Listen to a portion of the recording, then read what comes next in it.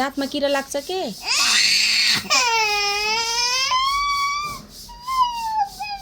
खाने हैन दिने हजुर भर्खर मिठी खाएको हैन र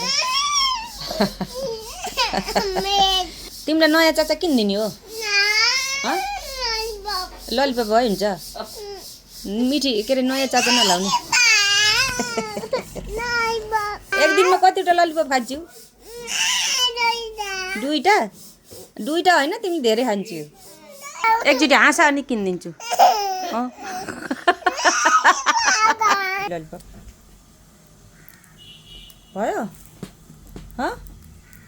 अब ललिपप माग्यौ भने पिट्छु तिमीलाई अब माग्ने कि नमाग्ने माग्ने हैन